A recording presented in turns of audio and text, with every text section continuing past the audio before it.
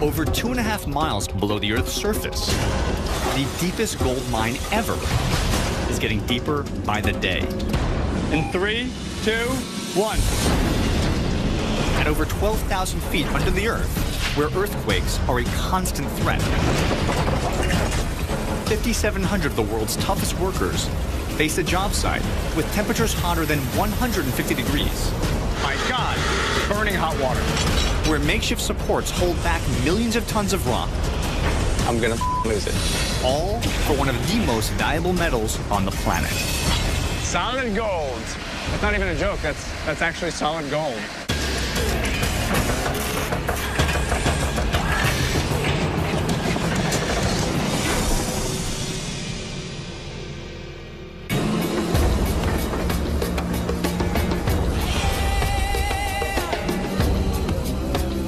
I'm in Johannesburg, South Africa. The locals call this place ʻEkhweli, which means city of gold. And quite literally, the soil under where I'm standing is the richest in the world. Located in the northeastern highlands of South Africa, Johannesburg sits above half the world's gold deposit. When gold was discovered in Johannesburg in the late 1800s, people flocked from all over the world to mine this ore. It was so plentiful that you could actually see the gold on the surface.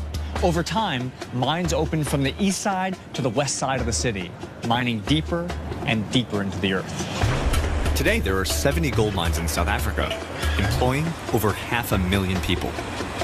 The problem is, after over a century of mining, this precious resource is beginning to run out.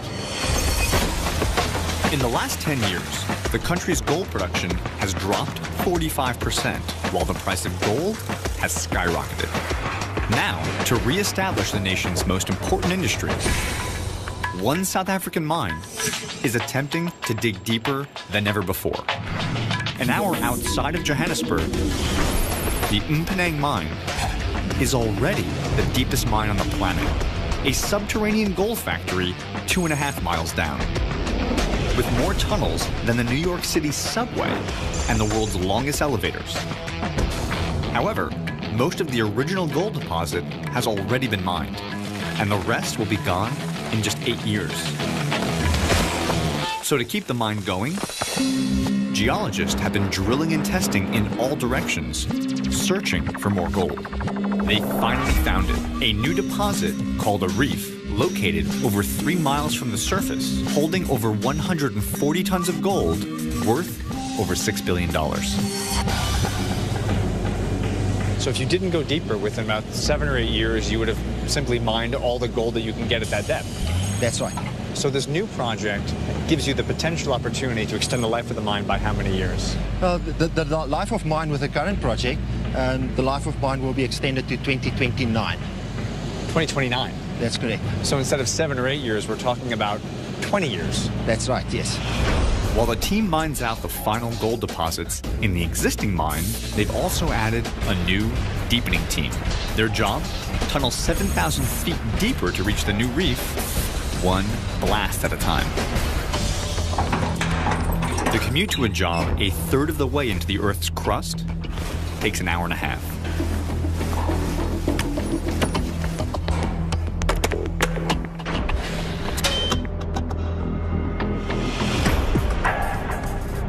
The trip starts in the longest elevator in the world, a 50-ton beast that carries 120 miners at a time. You know, given where we're going, Gordon, you guys didn't do much to kind of soften the blow and make this thing look nice. This is it. This is mining. This is reality. You ready? Okay. Right, let's go. Right on key, Billy. All right. Here we go.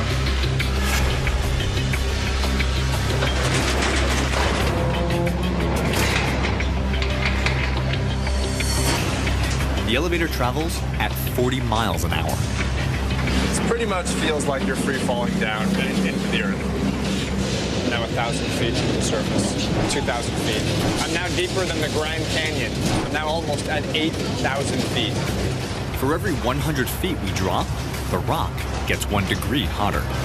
Every couple hundred feet, it gets a little bit hotter, a little bit more pressure, and you can feel that inside your head. We're now approaching the bottom. This will be 12,600 feet. Keep in mind, this is the deepest point that any mine has ever worked at in the history of mining.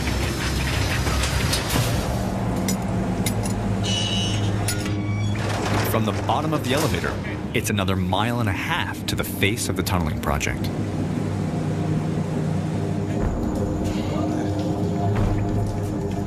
Morning. Morning. It's morning, by the way. It's the blackest black that you have ever seen in your life, is underground. Because there's no other light source at all. I mean, we are so far from the sun right now. Well, 12,000 feet further than we were this morning.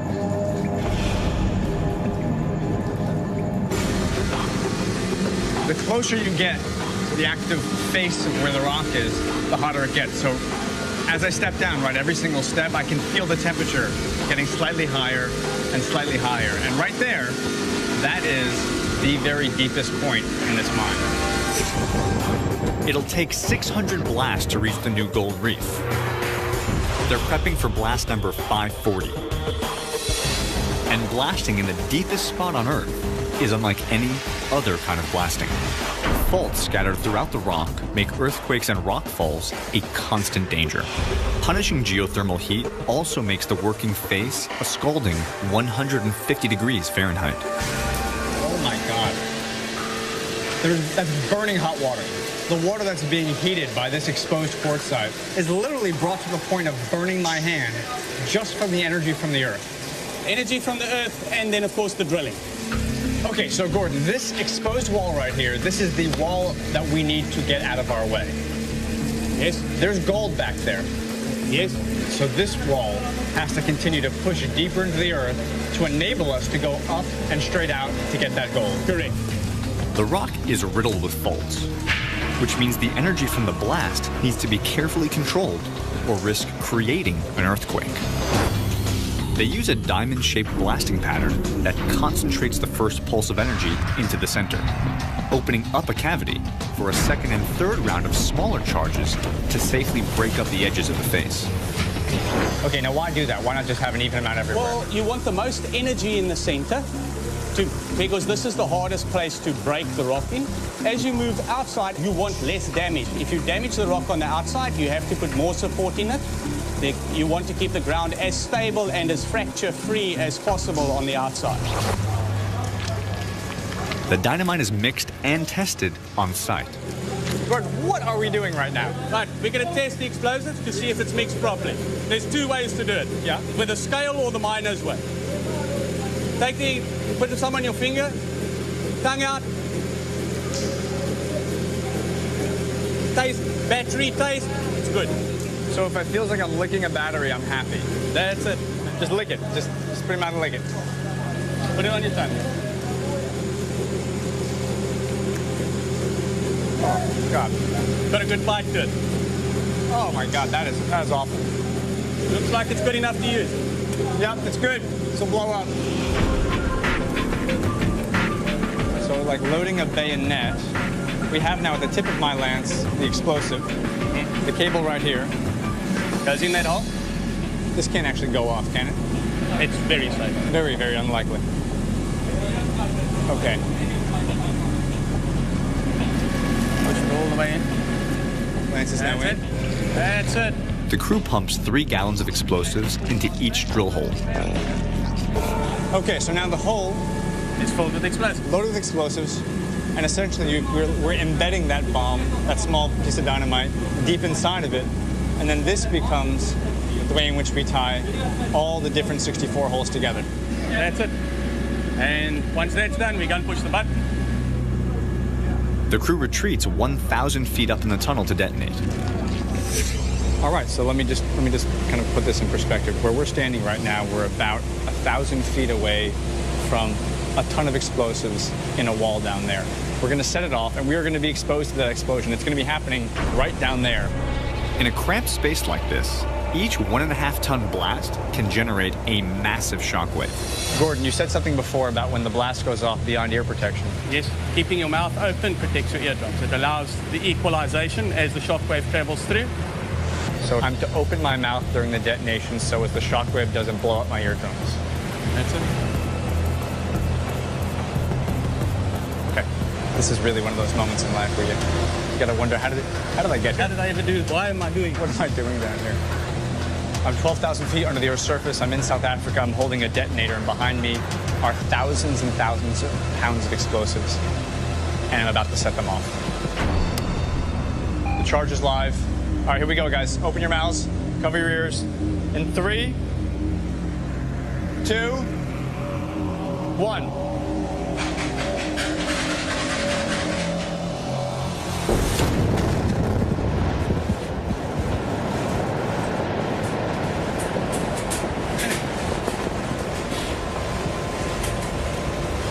That's it. We're alive. The blast is done. My eardrums are safe. Look at these smiling, happy miners. We did it. That blast fractured 100 tons of rock. So, Gordon, that's exactly where the charges were set, right there, right? That's right where those bolts are, that last line of bolts. That's where the face was before we blasted it. So, Gordon, how much did we advance the tunnel with this blast? 10.5 to 11 feet. Incredible rock that is 12,500 feet under the Earth's surface, rock that has never been seen by human eyes. It's been here for billions of years, and right now, today, Gordon and his team have just created the new deepest point on planet Earth. It's pretty good, man, I'm not gonna lie. It's pretty amazing. Coming up, I travel through 2 miles of tunnels looking for gold. Oh, dear God. When an earthquake hits.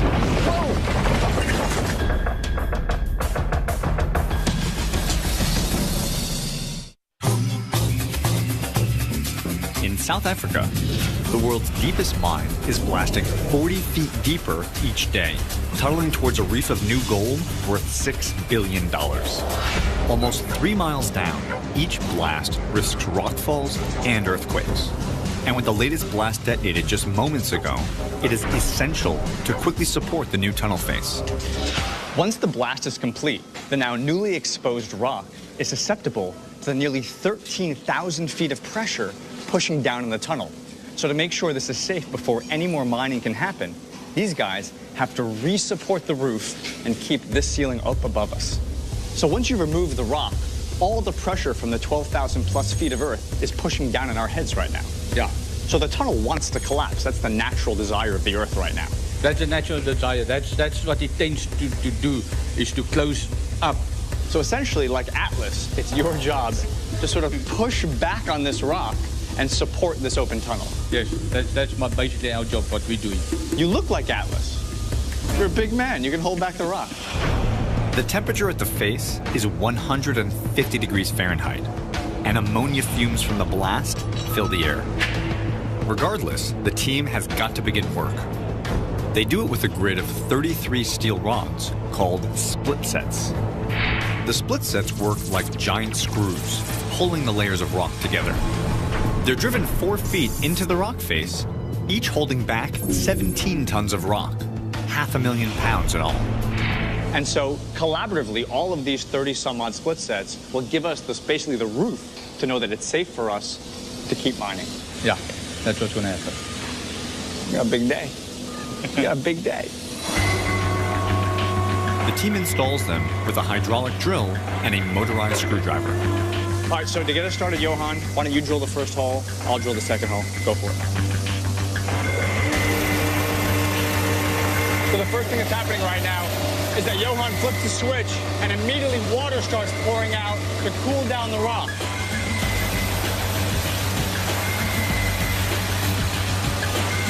All right, so there it is. Now we have a drilled hole, 41 millimeters wide, hollow, and ready for steel. Now check this out. You're going to watch him change bits. Out goes the drill, in goes the screwdriver. Yeah, look at that. All right, let's screw it in. All right, can I give it a go?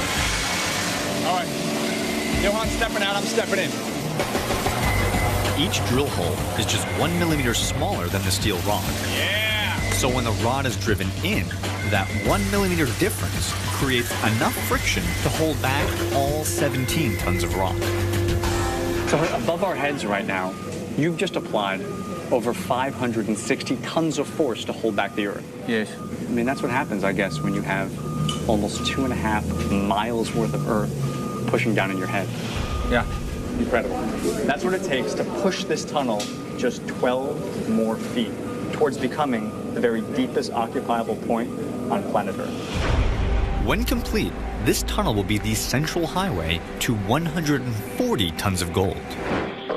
Once there, miners will use smaller tunnels called crosscuts to get it out. Miners are already using this method at level 120, just 600 feet above us.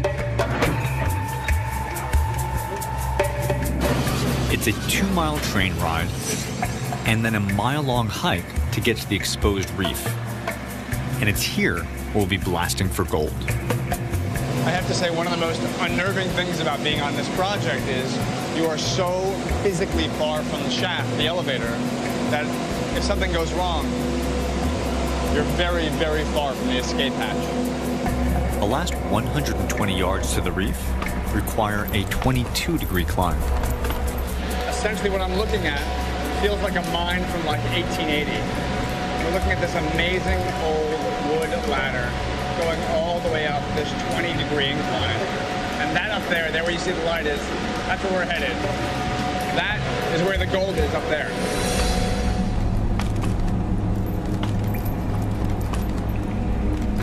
Oh my God. It's just become clear to me that where I just came from, that ridiculous ladder, that was actually just the beginning. Look where we're headed next. Oh, dear God. You've got to be kidding me. This is not what I was expecting. Is there any other way to get there other than this? No. Okay. You get prepared, emotionally and luminescently. Okay. Let's go. Carry on.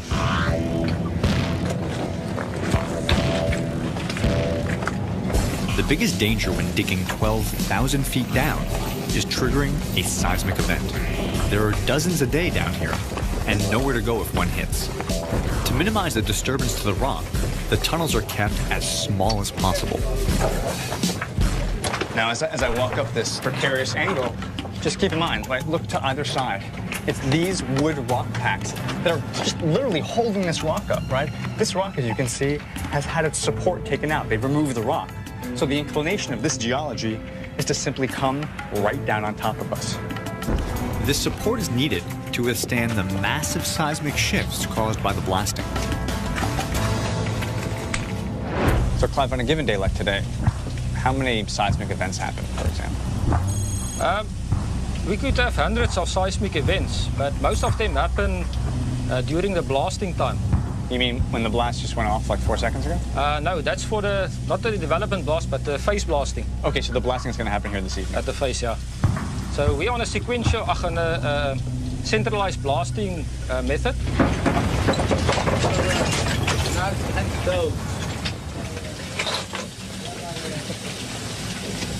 Everything's cool. Okay, Clive, my God, that was definitely it. I definitely thought that was it. I definitely was like, well, no, we're fine. Can I just continue? Oh yeah, Clive, just continue with what you're saying.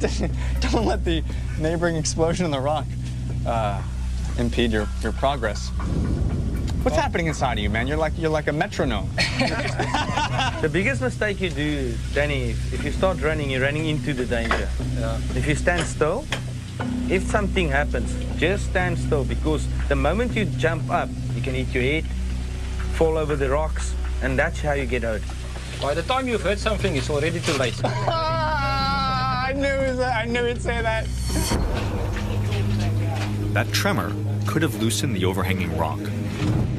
And to make the area safe, we've got to resupport it. All right, so now what we're doing is we're going down to put in these supports which keep the rock faced up. And to be perfectly frank, we're going to do this as quickly as possible because there was just an earthquake that happened about 4 minutes ago. And and that means we just want to get out of here quickly. There are earthquakes every single day in this mine. They happen while blasting, and they're blasting right now, so we are essentially next to a very high-risk area. So it's this guy right here that, I mean, just like a column, is holding up the roof. And we can't do any drilling. No safe work can happen until we put in these support columns. I can't deal with it. I'm going to lose it. That's why we put in support. I understand. These 4-foot-high steel jacks push against the overhead rock, supporting a whopping 10 tons apiece. To install the jack, they first clear the ground of any loose rock. So as you can see, what we're doing is essentially wedging this thing in, pushing it down solidly into the ground, and then pushing it tight up to the rock face, and this becomes a strut or a column that holds back this rock. So look at that, you can see right there, just like a jack that you jack up a car to change a tire, same principle.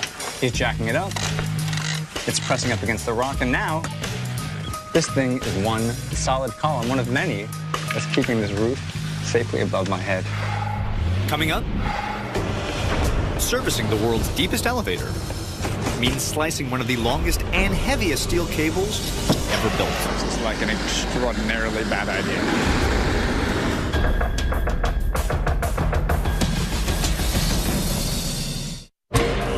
For the miners that commute 2.5 miles underground, 3 shifts a day, there's simply one way in and one way out. The elevator shaft. The elevators are the very lifeblood of this job site. They are what enable them to get 3,500 workers underground and at the same time pull above ground literally hundreds of thousands of pounds of rock.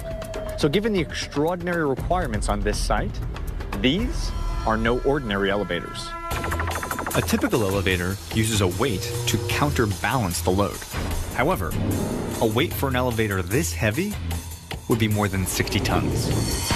Instead, the mine offsets the cab with a second elevator.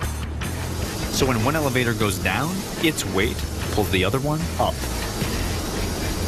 Instead of having to actually pull the elevator up and actually lift its own load, you counterbalance its weight with another hoist. Yeah, with the skip that is actually descending. That's a counterbalancing effect that we have in order to improve the efficiency of your winding cycle. With 300 lifts a day, the mine's elevators travel the distance to the moon every 9 months. You have the weight of the rock, you have the weight of the hoist, you have the weight of the cable, and all of this is happening constantly on both sides, basically 24 hours a day. Yes, 24 hours a day, sometimes 7 days a week.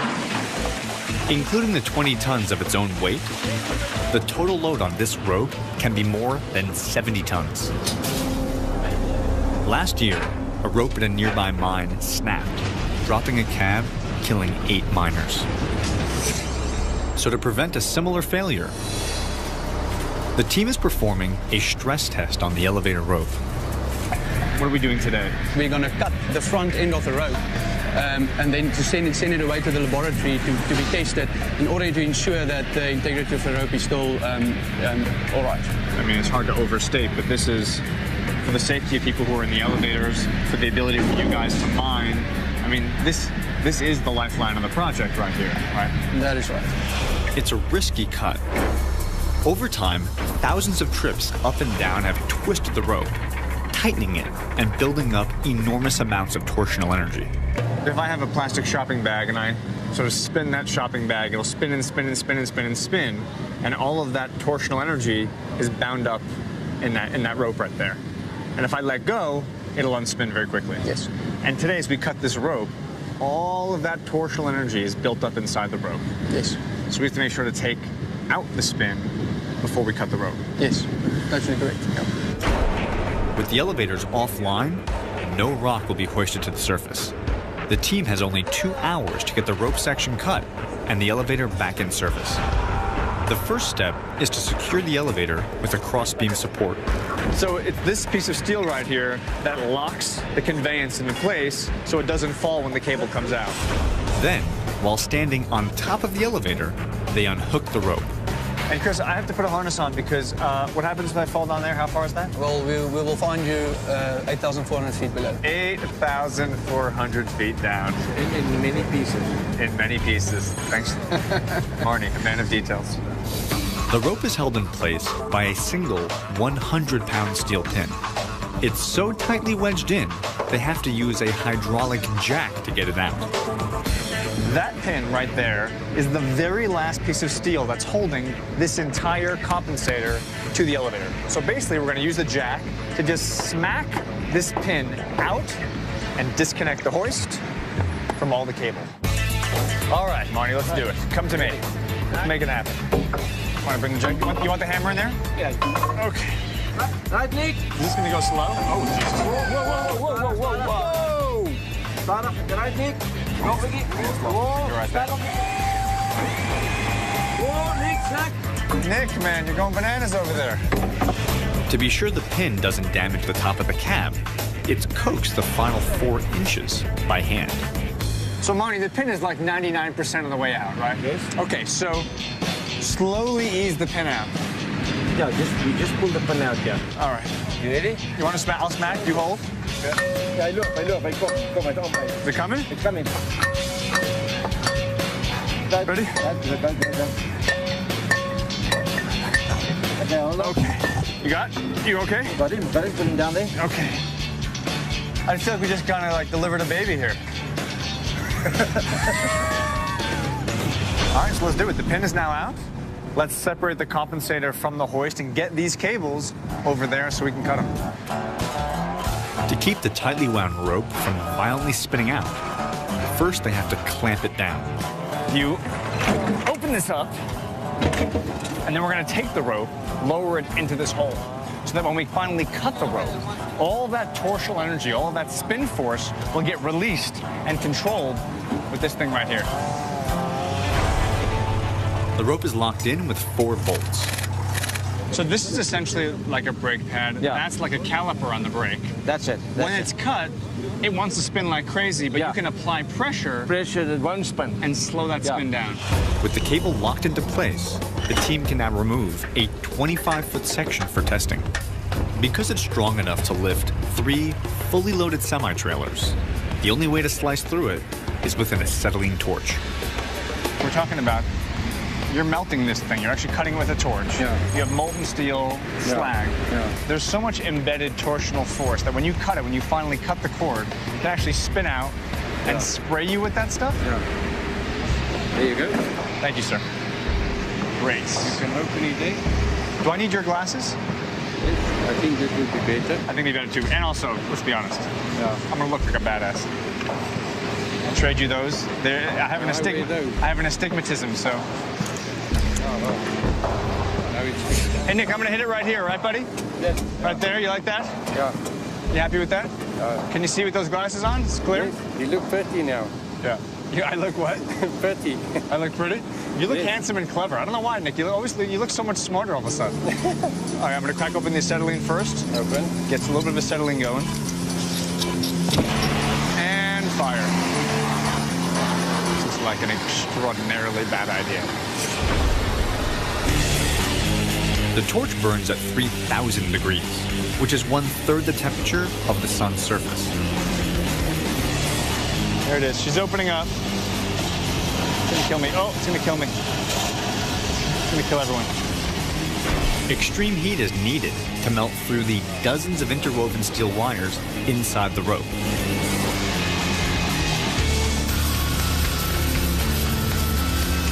Oh, there it is. There it is. Oh! Oh! Ooh. All right, so I get back my glasses. Nick, the Boilermaker, gets back his torch. And we're set. Now that it's separated, we're going to release the tension and let all of that force out of the cable. Marnie, you ready? Release it out, start spinning, immediately pull it back, lock it up. Here we go. All right, everyone stand back. Let's release the tension. Dear God. Ready? That's it. Again. It's finished now. Yeah. Well done. Stressful, man. Okay. Okay, with the piece now cut off, this can go to testing. And now, as you can see over here, we have to re-spool this up, connect both wires, and ultimately, within about 1 hour's time, get this cable back in the shaft and the mine working again. Coming up, I strike gold This is it. This is it. This is the gold. in some of the oldest rock on Earth. But first, what skyscraper has the world's longest elevator? The answer after the break.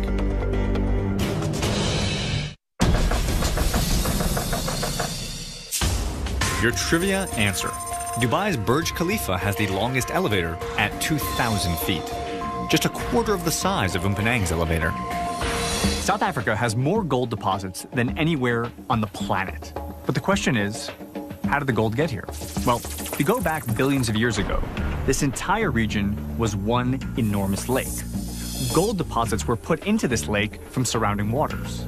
Then, about 200 million years ago, a series of volcanic events buried this lake, thereby entombing the gold. And that reserve right there is the very stuff we're after today. Geologists know that the gold is 2.5 miles down. The hard part is getting it out. After 2 miles of tunnels, it's a 100-yard climb up a 22-degree angle to find the mining face of the gold reef. Okay. This is it. This is it. This is the gold. This is the gold. This is the ore body we're gonna mine. This tiny, small 3-foot swath is why I'm now at almost 13,000 feet under the ground. 100% rock. And sort of packed inside of here in tiny amounts throughout. It's gold. The gold is in dark carbon particles scattered throughout the rock, making the reef grayish, not yellow in color. What's so incredible is the gold is so tiny that, I can't see it right here. Yeah, so little. Specks of it. Yeah. Like particles of sand is inside of this. That's it. The fastest and safest way to loosen this ore is to drill and blast. Are we ready to rock and roll? Yeah, ready to drill. Where's the drilling? Right down here. Down here. So now that we found the gold, now it is time to get it. Miners drill blast holes into the ore and fill them with a powerful emulsion dynamite. So we're going to put a hole about 4 feet deep into this rock using this enormous drill. Yeah. Basically, this is just a very, very large chisel that's rapidly making contact with the rock. As a big chisel. That is a big chisel. That's a big chisel. Michael, Jacques, it is time for us to put a hole into this gold, get some explosives, and get what we came for. Yeah. There we go. The gold reef naturally dips at a 22-degree angle, which forces the miners to perform precision drilling at a steep decline. The goal is hold it tight, keep it level, and push the drill in. Okay. Push that way. Are you ready? Forward. Yeah. Here we go. Push it. Push it.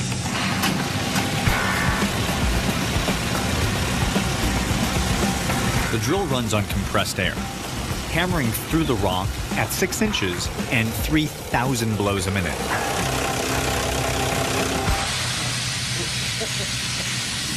My hand is still vibrating. You're good. You're good. You can be a driller. No, I can't do it. The reef wall is now ready for blasting later tonight. The confined space and constant earthquakes mean blasting can only happen between shifts. 5 tons of charges are detonated from the surface. After blasting, the rock has a 5-mile trip down into a storage silo, back to the shaft, and then up to the surface. After the blast takes place, all of this newly loosened ore will come sliding down this slope. It'll arrive here in the gully. It's then when this device called the scraper will essentially scoop up this loose material and drag it all the way down to something called an ore pass. The scraper drops the gold hundreds of feet into the ore pass storage silo. And just to be very clear and straightforward about how deep this hole is, if I may. Yeah.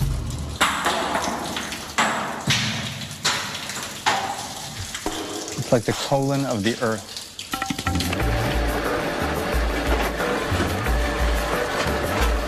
For the miners, this is what it's all about. They've drilled, they've blasted taking it, putting it down this hole, and ultimately sending it up to the surface to be transformed into gold bars. 20 miles of trains and conveyor belts move the gold reef rock to the main shaft. It's there where the gold rock meets up with the waste rock from the deepening project. Both travel side by side up to the main shaft together. The contents of that conveyor belt are worth millions of dollars.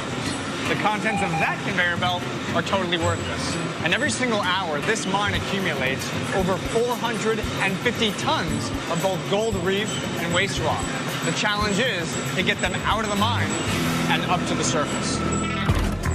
The reef and waste rock travel down a conveyor belt as long as a football field to two 50-ton elevators.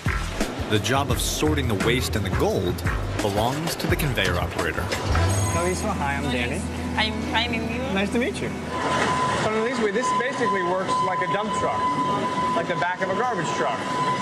Kind of open the payload, fill up the belt, close it up.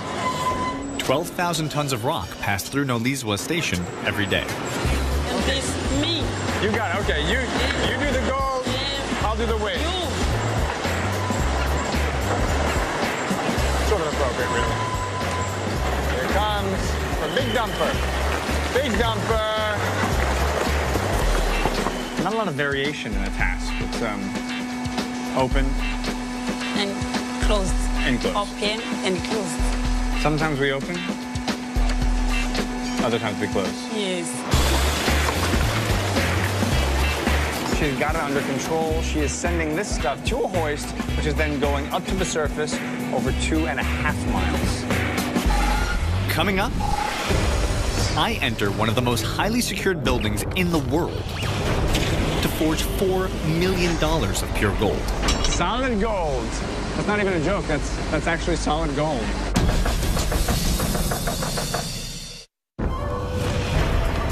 Last year, South Africa's deepest mine produced 13 tons of gold and 2 million tons of ore. Every ounce of gold they mine produces 3 dump trucks of waste. Here at the ᴅᴏrʟᴅ mine, in just a 24-hour window, they pull out of the earth just 100 pounds of solid gold. Now, to get that 100 pounds of gold, in that same 24-hour window, they have to excavate nearly 15,000 pounds of rock. So to put this in perspective, in a given 30-day period of time, we're talking about nearly 500,000 pounds of solid rock, building a veritable man-made mountain right next to the mine. Going from rock to gold takes 48 hours of processing. That happens at the mine's 20-acre on-site processing plant. So the ore that comes out of the ground is not a shiny gold nugget that I imagine a panhandler from the 1880s biting on. No. This is not it. It's not visible from with a human eye. So we're talking about infinitesimally small bits of gold powder. Yes. Invisible to the naked eye, kind of scattered throughout this rock. And your job is to somehow get that microscopic powder out of the rock and then recombine it into solid gold. Yeah. That's exactly what we do. First, a 4,000-ton mill crushes the ore into a sand-like dust. The team then mixes in cyanide and carbon to dissolve the quartzite and leach out the gold. The purified gold then goes to the smelting house for the final step of the process, melting and pouring. Today, they're pouring 10 55-pound gold bars worth $4 million. The product of half a week of mining. So right now, in a matter of minutes, we're going to pour out about 10 solid gold bars. That is correct.